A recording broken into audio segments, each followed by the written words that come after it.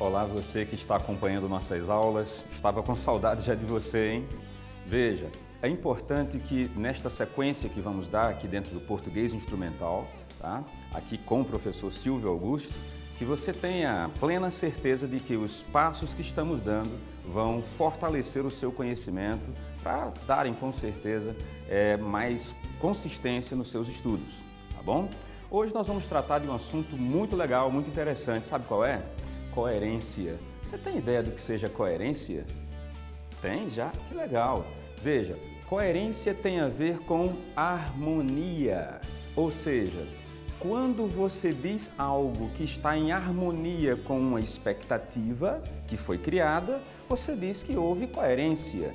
Por exemplo, você espera, que uma pessoa que jogue futebol, que ela jogue bem, correto? Não é o normal? É um jogador de futebol, treina, está o tempo todo ali ligado a essa área, então é interessante que essa pessoa consiga jogar bem, afinal de contas está treinando para isso. Mas já imaginou um jogador de futebol que ganha milhões, né? De repente seja um perna de pau? Você acha que isso é coerente? Não, né? Ou seja, o conceito de coerência tem a ver com harmonia, ou seja, o que é que se espera que aconteça e o que é que realmente está acontecendo. Ficou mais claro isso para você? Então, coerência é sinônimo de quê? Sim, muito bem, harmonia. Legal? Aí você diria assim, isso eu entendi, a noção de coerência eu já entendi, mas professor, você me diria, e coesão? De onde é que vem essa palavra coesão? O que é que significa? Raciocine comigo. Você sabe que um grupo coeso, olha a imagem que eu vou fazer aqui para você, ó. Grupo coeso, olha as minhas mãos, coeso, lembra o quê? Ligação, tá certo? Então, sempre que você pensar em coesão, pense em ligação. Claro que essa ligação tem que se encaixar perfeitamente. Ou seja, quando você escreve um texto ou quando você observa um texto, é bom que você verifique que, por exemplo, um parágrafo precisa ter uma sequência em relação ao próximo parágrafo, que precisa haver uma ligação. Então, por exemplo, se existe harmonia, se existe coerência, é bom que exista também a coesão, a sequência harmoniosa. Por exemplo, agora mesmo eu estou falando com você e eu disse, por exemplo, percebe? Então, ao dizer por exemplo, eu estou chamando a sua atenção para aquilo que eu ainda vou dizer. E isso estabelece no processo de comunicação uma sequência lógica. Então pense, coerência, harmonia e coesão, sequência lógica, sequência que é esperada para que haja o andamento, a sequenciação de um texto. Isso ficou claro para você? Mas vai ficar mais claro ainda, sabe por quê? Porque nós vamos ver agora mais slides, mais sequências que vão certamente dar essa informação mais segura para você, tá? Então veja, você já sabe o que é ser coerente, tá? Agora vamos entender o seguinte, quando se fala em coerência, é bom que se pense em texto. Mas aí o que é um texto? Entenda que a palavra texto tem tudo a ver com tecido, tanto que a indústria de tecidos, como é que é chamada? Você sabe, né? Indústria têxtil, porque têxtil tem a ver com tecido. Então, ao pensarmos em texto, pensemos em um tecido. E tecido lembra tecer, tecido lembra linhas, tecido lembra fios, ou seja, há um entrelaçamento de ideias, de frases, de palavras que vão nesse entrelaçamento criando uma textura, uma imagem. E é isso que o seu texto apresenta, uma imagem harmoniosa com o que você queria dizer para o seu leitor ou aquilo que o autor já disse para você. Tudo bem? Então, sempre que você pensar em texto, imagine um tecido sendo formado por várias linhas que se entrelaçam, dando uma imagem harmoniosa. Aí você diria, mas professor, e se essas linhas não estiverem harmoniosas, como é que fica esse tecido? Fica um tecido confuso, não é verdade? Ou seja, fica um texto que não é bem compreendido porque ele não foi bem entrelaçado. Por isso, é muito importante que o texto que você escreva tenha harmonia, que faça sentido. Você imagine, por exemplo, uma pessoa que vai fazer uma palestra sobre tabagismo, sobre fumar. Vamos imaginar que essa pessoa seja um médico. e o médico esteja falando sobre uma situação em que as pessoas são afetadas pelo problema do tabagismo, pelo problema do fumo, né, do hábito de fumar. Já imaginou se esse médico está falando sobre os malefícios do hábito de fumar e ele fume? Você deverá pensar, isso é uma incoerência, não é verdade? Como é que ele está falando sobre os malefícios do fumo, do tabagismo, e ele fuma? Não é incoerente? Então veja bem, se você num texto apresenta uma tese, apresenta uma afirmação, é importante que ao longo desse texto que você esteja construindo, haja uma harmonia, uma coesão, uma sequência lógica, para que não se caia em contradição. Você me entende? Não deve haver contradição no seu texto, e sim harmonia, coesão, ligação lógica. Isso ficou claro para você? Ficou, né? Mas vamos ver mais, vamos deixar isso cada vez mais claro, mais evidente para você, tá bom? Vamos ver aqui mais um slide com você, acompanhe comigo. Veja, é importante que dentro desse processo de definição, de coesão e de harmonia, você verifique que há uma possibilidade de você fazer uma coesão retomando termos. Você diria, como é que eu faço isso, professor? Vamos pensar assim. Digamos que você tenha falado sobre o Brasil. O Brasil é um país com dimensões continentais, com os seus 8.511.965 km², é o maior país da América do Sul. Ora, você não está falando sobre o Brasil? Então, se você quiser retomar essa informação, ou retomar esse elemento que é o Brasil, você diria, esse país, certo? Ou então, o país citado, o país a que faço referência. Então, essa forma de retomar mostra que você fez uma ligação entre o que você está agora dizendo e aquilo que você já disse. Veja que o termo é esse, essa, nesse, nessa, nisso. Isso se você já tiver dito, já tiver escrito, já tiver falado. Usa esse, essa, isso, nesse, nessa, nisso, são elementos de retomada, você me entende? Você diria, professor, eu entendi. Agora, quando é que eu uso neste, nesta, nisto, este, esta, isto? Você usa essas expressões quando você quiser criar uma expectativa, você me entende? Por exemplo, digamos que eu dissesse assim, o mais importante na vida é isto, ser feliz. Percebe? Eu não criei uma expectativa quando eu disse isto, então sempre que você quiser no seu texto passar para o seu leitor ou para o seu ouvinte uma expectativa quanto ao que você vai dizer, você usa expressões como este, esta, isto, neste, nesta, nisto. Entende? Estes elementos, chamados de catafóricos, eles criam uma expectativa. Então, repetindo, elementos catafóricos criam expectativa, eles antecipam uma informação. Já aqueles elementos que você está querendo retomar, que você está retomando, são chamados de elementos anafóricos. Então, repetindo, vamos ver se você gravou. Catafóricos criam o quê? Antecipação, criam expectativa. Catafóricos, não se esqueça, hein? Agora, se tratar de um elemento que você queira retomar, você já disse que quer voltar a falar sobre isso, sobre ele, aí você usa o elemento anafórico. Repita comigo, anafórico. Lembrou? Então, anafórico de retomada, catafórico de antecipação. Ficou claro para você? Isso são elementos de coesão, ligação, para manter uma harmonia também no seu texto. Tudo claro? Vamos em frente? Vamos lá. Uma outra forma que é bom que você entenda, é que existe a chamada coesão por referência, tá? Essa coesão por referência tem a ver com o que é que você já disse antes. Ah, eu disse que tal palavra é assim. Então, se tal palavra é de tal jeito, como é que eu posso retomar? Então, eu posso usar expressões como diante disso, diante do exposto. Então, você está considerando que você já disse algo e que o leitor vai simplesmente retomar o que já foi dito para que ele, leitor, entenda o que você agora vai dizer. Então, por exemplo, se eu digo assim, o Brasil é um país maravilhoso e isso nos leva a gostar desse país. Ora, Por que é que eu disse isso nos leva? Porque eu já tinha dito que o Brasil é um país o quê? Maravilhoso. Então eu faço uma afirmação e logo em seguida eu retomo. Isso mostra que eu fiz uma referência ao termo, à expressão que eu já tenha dito anteriormente. Então é bom sempre ter essa noção. Já falei, quero retomar, então eu fiz uma referência, tá bom? Às vezes essa referência pode ser feita por meio de numerais. Você diria, como, professor? Como é que eu posso retomar com numerais? Veja, digamos que eu dissesse assim, vamos imaginar a seguinte situação agora, tá?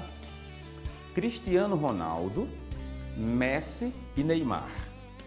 O primeiro é português, o segundo, argentino e o terceiro, brasileiro. O que foi que eu fiz? Retomei os nomes Cristiano Ronaldo, dizendo que ele é português, retomei Messi, dizendo que ele é argentino, e retomei Neymar, dizendo que ele é brasileiro. Usando que termos?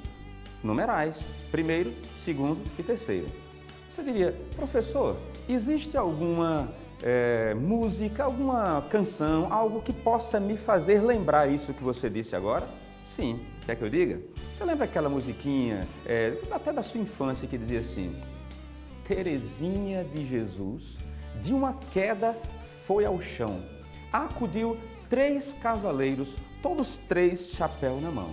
O primeiro foi seu pai, o segundo, seu irmão, o terceiro foi aquele que a Teresa fez o quê? Lembrou, né? Deu a mão. Tá certo? Então, ao usar essa musiquinha, tá? Você vai relembrar que pode ser feita uma coesão por meio de numerais. Gravou isso daí? Então, você pode sim, num texto, numa produção textual, retomar argumentos, retomar elementos do seu texto, fazendo uso do termo primeiro, segundo, terceiro. Agora eu vou dar um alerta para você não se enrolar, hein? Presta atenção. Não empregue a expressão primeiramente. Use expressões como a princípio, a priori,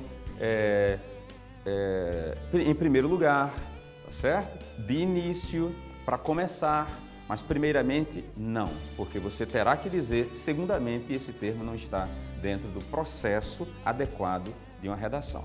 Isso ficou claro para você? Então veja, pode usar numerais? Pode, mas não use a expressão primeiramente. Legal? Até porque não tem adequação linguística. Certinho?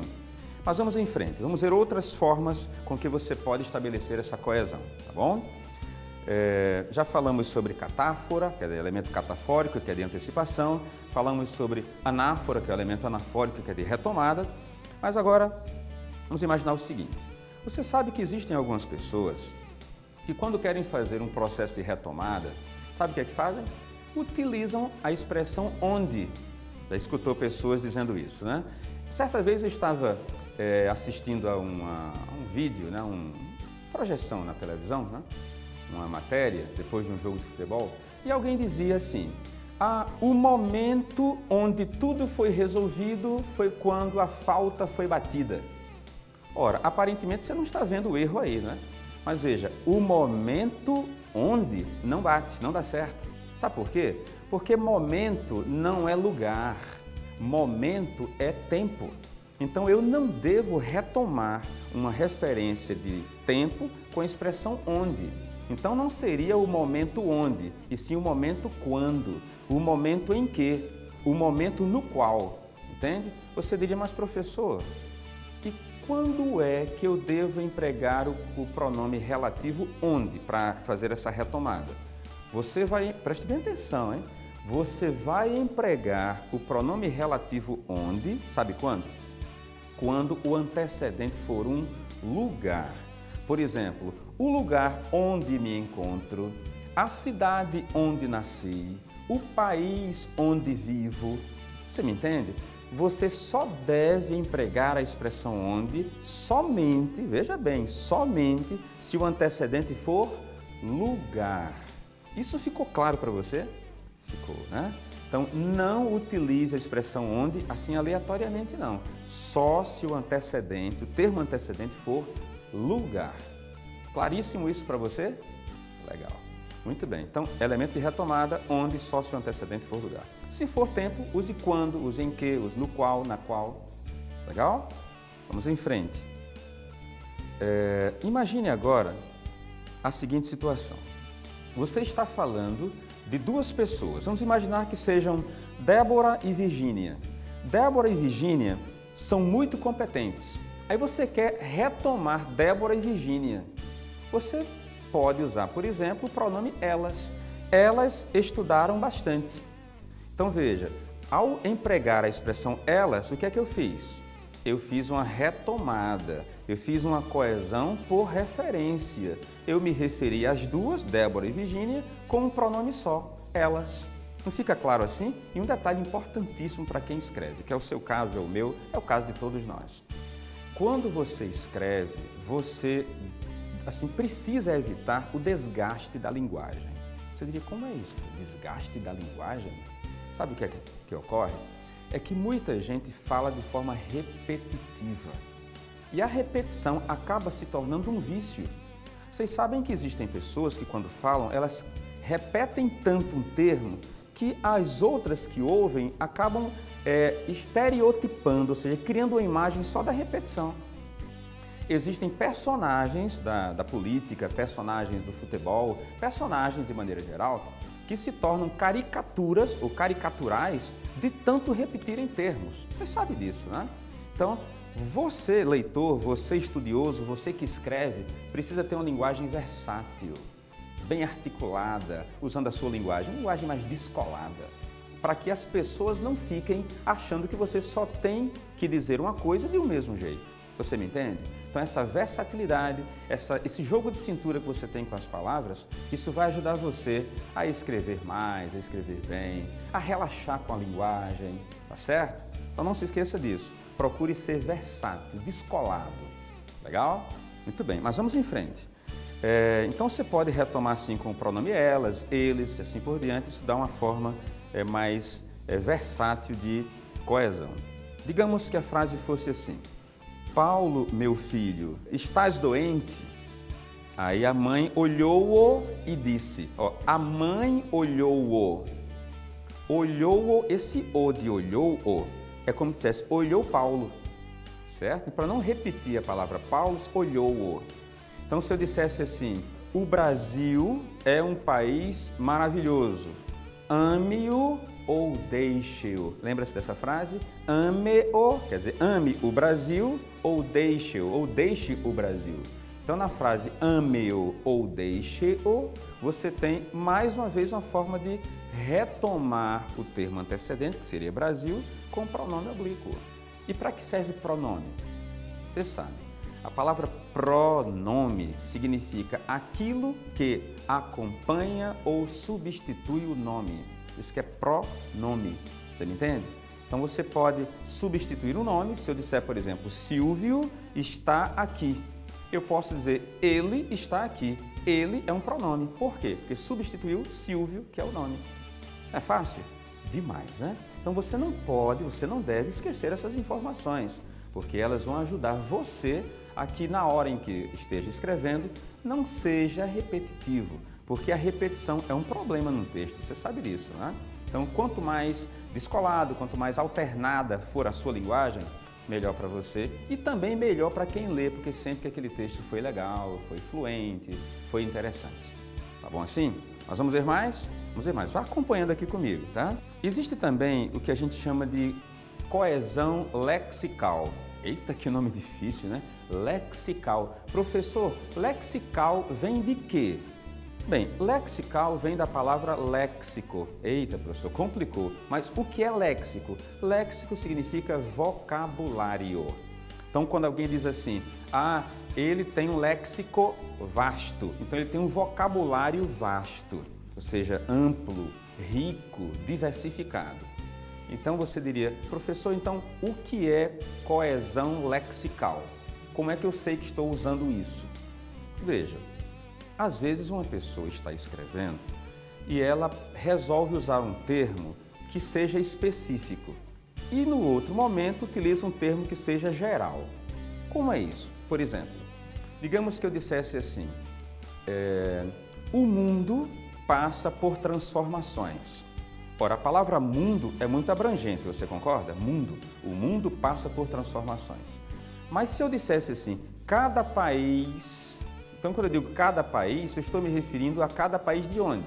Do mundo. Então, tanto eu posso me referir a mundo com a expressão mundo, globo, ou espaço terrestre, ou planeta, que são termos bem abrangentes, como eu posso dizer cada país, cada nação, ou os povos.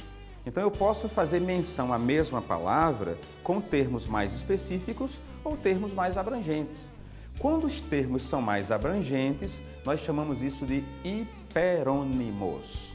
Hiper, lembra grandes, lembra? Hiper. Hiperônimos são termos abrangentes. E hipônimos, hipo significa pouco, significa menor. Então, hipônimos.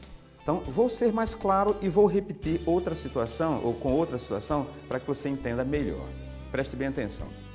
Se eu disser assim, os ossos compõem parte do corpo. O esqueleto humano, ora, já falei sobre o quê? Sobre os ossos de novo, só que eu usei que expressão? Esqueleto. Então, os ossos são termos mais específicos e esqueleto é o conjunto.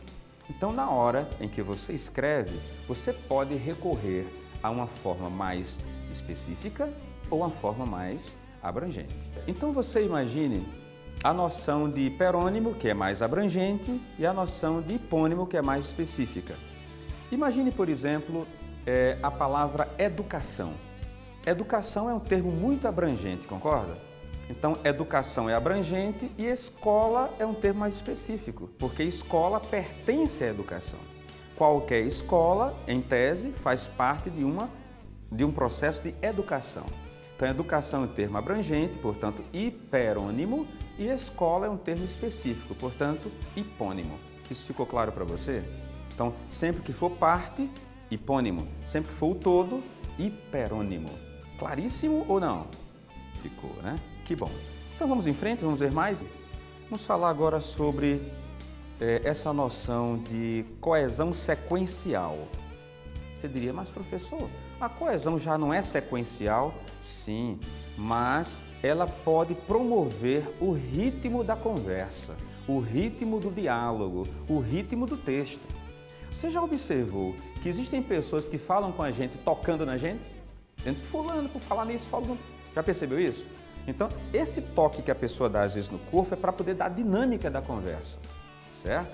Claro que isso é uma questão gestual, mas do ponto de vista do texto, da produção textual, você pode dar esse toque por meio de palavras.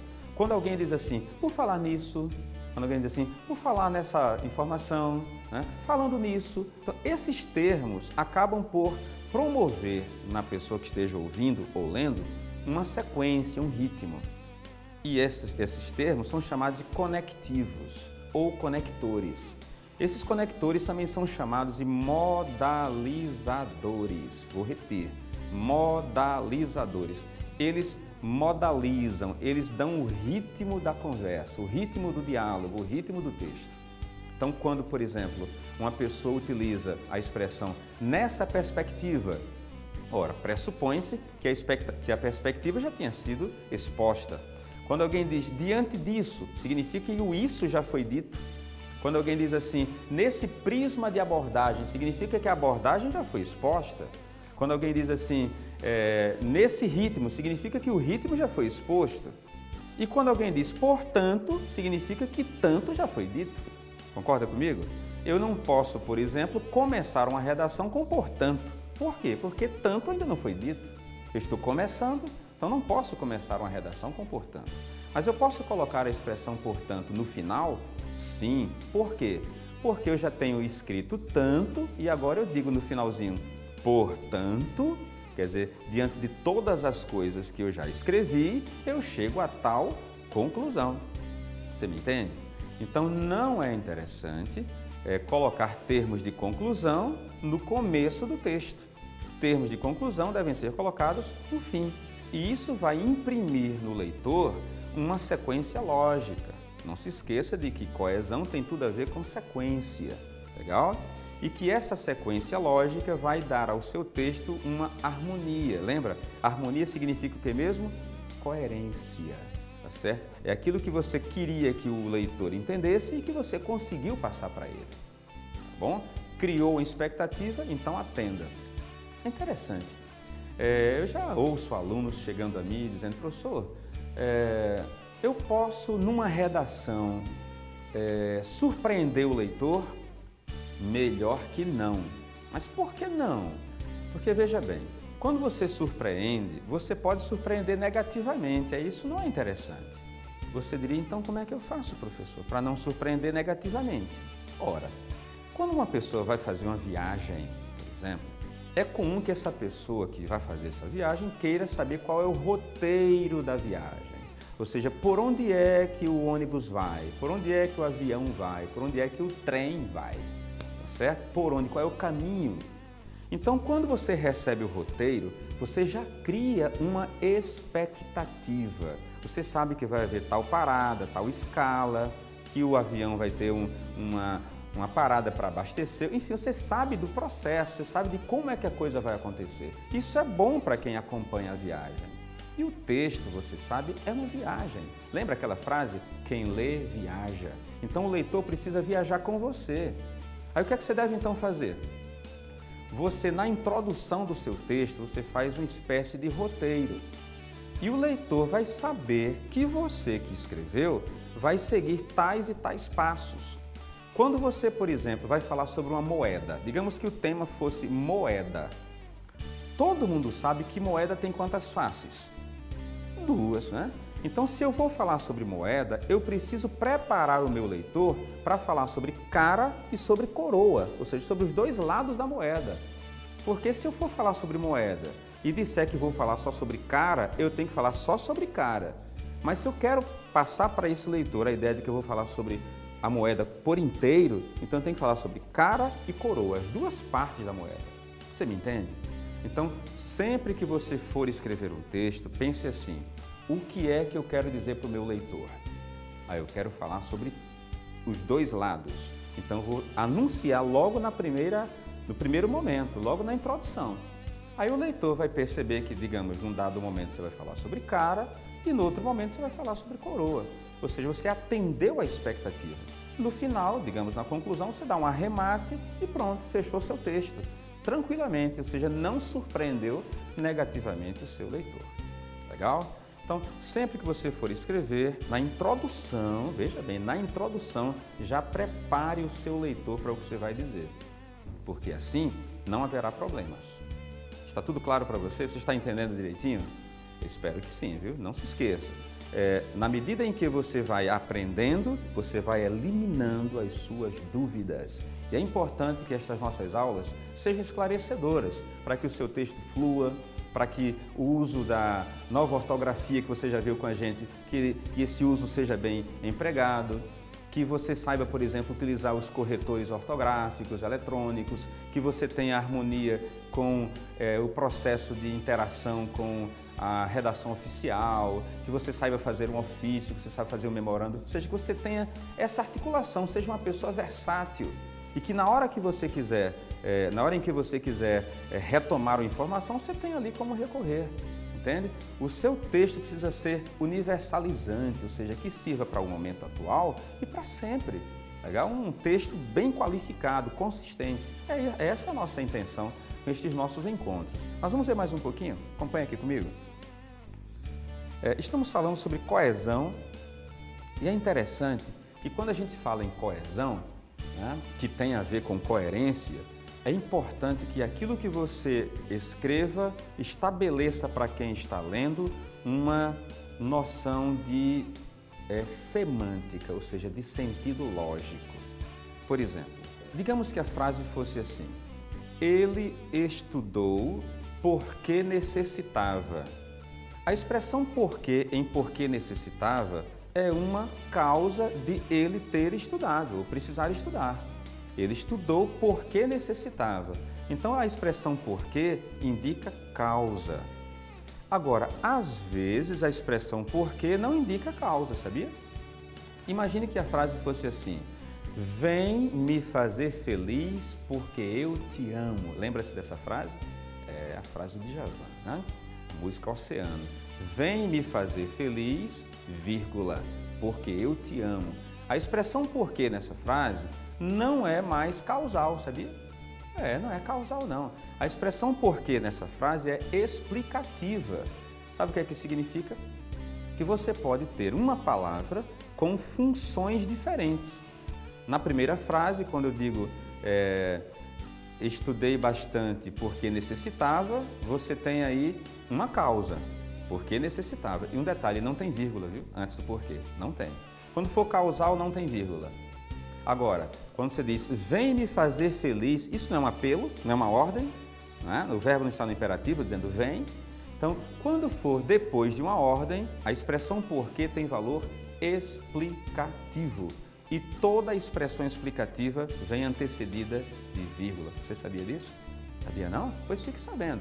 Na frase corra, que a polícia vem aí. Nesse termo corra, não é uma ordem, não é um apelo? Então logo depois de corra tem uma vírgula, porque que a polícia vem aí é o mesmo que dizer porque a polícia vem aí. Você entendeu? Eu vou repetir só para confirmar. Quando a expressão porquê for explicativa, sempre tem vírgula antes do porquê. Legal?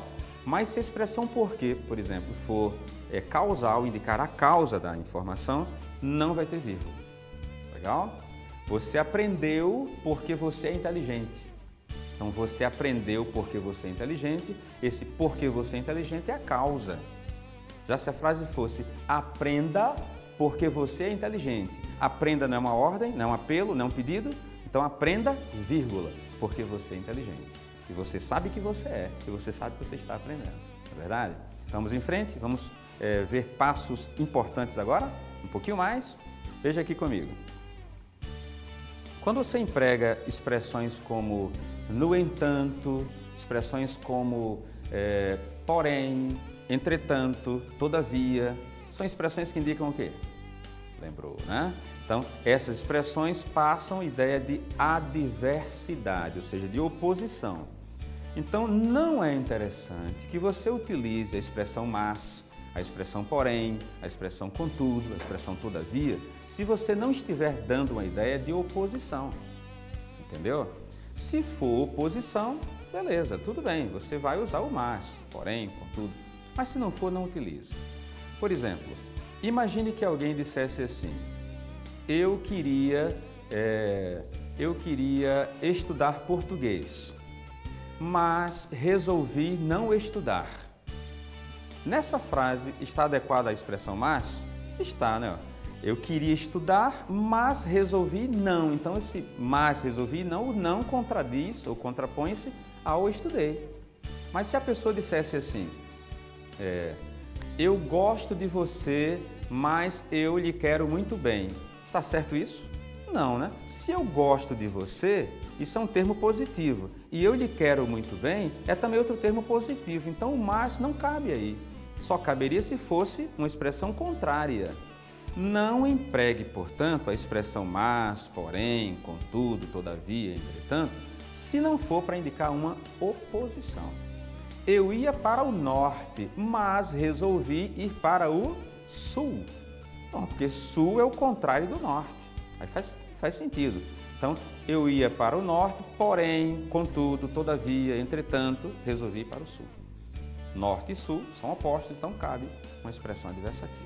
Você está me entendendo? Então, não empregue termos de forma inadequada. Existe uma expressão que eu não sei se você já observou, se você já viu, que é inadequação linguística. Ou seja, um termo que não está adequado ao contexto. Então, quando o termo não é adequado, você estaria utilizando uma inadequação. Então, não é bom que você faça isso, não é interessante, porque você estaria se contrapondo à sua ideia, ao seu raciocínio. Bom, termos inadequados não são cabíveis. Legal? Agora, é interessante ainda dentro dessa linha de raciocínio observar que na abordagem textual existem termos que facilitam a compreensão, né? Então, se você quer dizer que uma coisa foi feita de acordo com outra, por exemplo, o bolo foi feito de acordo com a receita. Você diria, professor, que outra expressão eu poderia utilizar em lugar de acordo? Já sabe, né? Conforme. Então, O bolo foi feito conforme manda ou conforme dizia a receita. Então, conforme, de acordo, segundo, consoante, em consonância, são termos que indicam conformidade. Você diria, mas professor, diga-me uma coisa.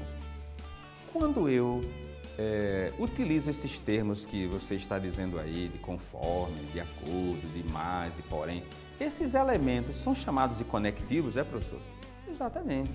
Esses termos são conectivos, são exatamente os elementos de coesão, de ligação entre uma informação e outra, que é exatamente a temática do nosso encontro de hoje. Tá? Nós estamos falando sobre elementos que podem ligar uma oração a outra, que podem ligar dando o que a gente chama de relações semânticas. Professor, o que é isso? Relações semânticas? São as relações de sentido. Pode observar que quando alguém diz uma frase para você, na verdade, essa pessoa quer que você chegue a um entendimento que ela está propondo. Então, quando alguém diz assim, apesar de estar chovendo, muitos foram à praia. O que ela quer dizer com isso? Que a chuva não impediu de as pessoas irem à praia. Ou seja, a chuva não foi um empecilho, tá certo? Não conseguiu impedir de que as pessoas fossem à praia. Então, por isso a expressão apesar de, entende? Então, sempre que houver expressões como apesar de, mesmo que, embora que, isso tem uma ideia de concessão, uma ideia de que está havendo uma permissão, uma quebra de expectativa. Na música do Chico Buarque, que você conhece, que diz, apesar de você, amanhã há de ser outro dia. Sabe o que é que significa? Que você poderia até impedir de que amanhã fosse outro dia, mas não vai impedir. Poderia, mas não vai impedir. Que apesar de você, amanhã há de ser, quer dizer, vai ser outro dia. Então, é sempre uma quebra de expectativa quando se utiliza uma expressão concessiva. Legal? Concessão é permissão, é exceção, é quebra de expectativa. Legal? Queria que você desse uma olhada nesse vídeo e, ao vê-lo, nós vamos fazer um comentário para nós produzirmos uma informação mais específica. Legal? Dê uma olhadinha neste vídeo.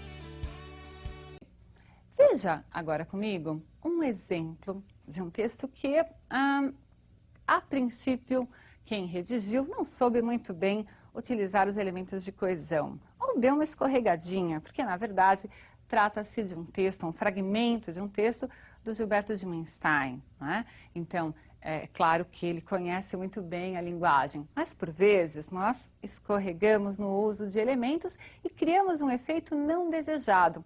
Eu quero que você observe esse elemento não desejado que apareceu nesse texto.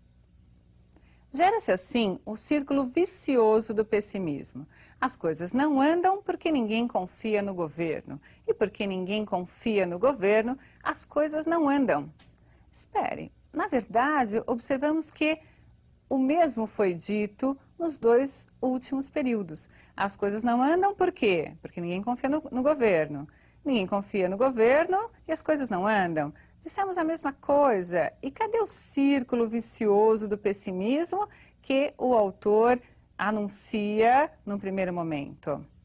Para eu criar esse círculo vicioso desejado, eu preciso mudar os elementos, colocar o conectivo adequado no lugar adequado. Então vejamos como ficou a transformação desse texto já com a coesão adequada. Gera-se assim o círculo vicioso do pessimismo. As coisas não andam porque ninguém confia no governo. Tudo bem? Isso já estava lá na primeira leitura que fizemos. Agora, ninguém confia no governo porque as coisas não andam. Então, deslocado o porquê para a posição correta, nós criamos esse círculo vicioso. Então, as coisas não andam porque ninguém confia. E ninguém confia porque as coisas não andam. Agora sim criamos o círculo vicioso e você aprendeu como o elemento de coesão pode trazer um efeito não desejado se não for devidamente aplicado no seu texto. Entendido? Muito bem. Ok. Então você deve ter observado pelo vídeo que nós reforçamos aí por meio dessas informações o quanto é importante entender que coesão tem a ver com retomada ou com antecipação. e que é necessária uma noção de sequência. Então, a coesão estabelece uma situação mais explícita. Veja bem, é uma forma explícita de expor a informação que esteja sendo passada. Já a coerência, ela é mais implícita, ou seja, tem a ver com o sentido, ok? Que é esse item que eu quero que agora você preste bem atenção. Verifique. Um detalhe sobre a coerência tem a ver com a ordem, ou seja, não misture a ordem dos fatos ou acontecimentos, tá? Assim você complica o texto se você misturar. Então é interessante fazer o quê? Sempre que você for estabelecer uma noção de coerência, verifique qual é a sequência. Não misture a ordem dos termos. Por exemplo, se você vai falar sobre o Brasil e a Bolívia e a Colômbia, então primeiro dê informação sobre o Brasil, depois sobre a Bolívia e por último sobre a Colômbia, para que o leitor entenda que você fez uma sequência lógica. Ele, leitor, tem que perceber que você também organizou a informação. Então a ordem é importante, tá? Outro detalhe também que é fundamental é a relevância. Você diria, professor, o que é relevância? Ora, relevância tem a ver com relevo, tem a ver com importância. Então o que é normal, o que é comum? Normal não, comum, né? Que a pessoa primeiro fale sobre algo menos importante e termine com algo mais importante. É comum isso, tá? Claro que você pode inverter, mas procure trazer para o seu leitor uma sequência que promova o interesse da leitura. Quanto mais sequencial for o seu texto e você for levando esse leitor a querer saber mais e esse mais for mais importante, você está dando relevo, está dando importância. Então isso pode ser numa escala crescente ou decrescente. Tá legal? Então o leitor vai perceber que você seguiu essa ordem do particular para o geral, ou do geral para o particular, do que é mais relevante e menos relevante, do que realmente está chamando mais atenção ou menos atenção. Isso o leitor percebe, ok? Então, esse é um detalhe que você deve recorrer, tá? Outra coisa importante, além da questão da relevância, é a uniformidade. O que é que significa? É importante que o leitor perceba que o que você está escrevendo tem uma harmonia, uma sintonia.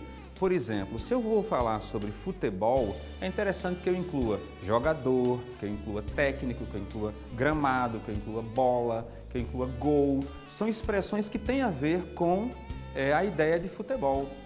Ou seja, eu crio com isso, você cria com isso, um campo semântico, ou seja, são elementos que têm a ver com o tema, futebol. Se eu vou falar sobre escola, então eu vou pensar em professor, aluno, nota, conceito, aprovação, que é o seu caso, vai ter aprovação, você me entende? Então, vá criando um campo semântico, ou seja, um repertório, uma coleção de termos que tenham ligação, que tenham a ver com o assunto principal. Isso tem a ver com uniformidade, legal? Para que não haja choque de informações. Agora, a organização do parágrafo, eu acho que é uma coisa que você deve ter alguma preocupação, né? Veja bem, parágrafo é parte do texto, então o que é fundamental? Que essa parte do texto seja bem organizada para que o leitor entenda que se a parte está organizada, o texto, por sua vez, também ficará. Então, por exemplo, é interessante que o seu parágrafo, que é uma parte fundamental do texto, que esse parágrafo tenha uma estrutura. Essa estrutura normalmente se assemelha à estrutura maior, portanto, cada parágrafo é bom que tenha uma introduçãozinha, aí você faz um ponto final. Essa partezinha, essa introduçãozinha, chama-se tópico frasal. Repetindo, tópico frasal. É a frase inicial do parágrafo. Logo depois dessa parte inicial, na sequência do texto, do parágrafo, você vai fazer o desenvolvimento dessa ideia. Ou seja, é o miolo, ou seja, é o conteúdo, é a extensão do que você disse no começo. Aí você coloca um outro ponto, encerrou o desenvolvimento do parágrafo. Aí depois você faz um arremate, a conclusão do parágrafo. Ou seja, cada parágrafo também pode ter começo, meio e fim. Você me entendeu? Já imaginou você conseguindo fazer isso em cada parágrafo? Começo, meio e fim, começo, meio e fim? Isso vai demonstrar da sua parte organização. do seu pensamento e das suas ideias, do seu texto. Legal? Então, estruture o parágrafo, deixe que o leitor perceba que você não colocou todas as ideias de uma vez, entendeu? Que você organizou, que você subdividiu, que permitiu que o leitor entendesse passo a passo qual o seu propósito, entendeu? Não faça, por exemplo, um parágrafo com um período só com um ponto final. Faça uma afirmação, ponto, comente, ponto, conclua, ponto. Ou seja, um parágrafo com 3 pontos finais está muito bom e certamente você vai conseguir fazer. Você percebeu então o quanto é importante ter essa noção de começo, meio e fim? O quanto é importante perceber a relação de coesão com coerência?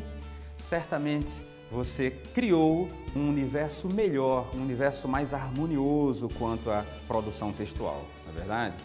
Eu estou aqui também torcendo por você, para que o seu texto fique cada vez mais bem elaborado, que transmita exatamente o que você queria anunciar e que você anunciou no seu parágrafo introdutório, que o leitor observe que você harmonizou as informações, que chegou bem a sua mensagem a cada leitor. Legal? Estou aqui torcendo por você, na certeza de que todas as informações que você obteve vão fazer de você um excelente redator. Nota 10, não, nota 1000 para você. Legal? Torcendo por você, estamos aqui. Até a próxima. Um abraço. Tchau, tchau.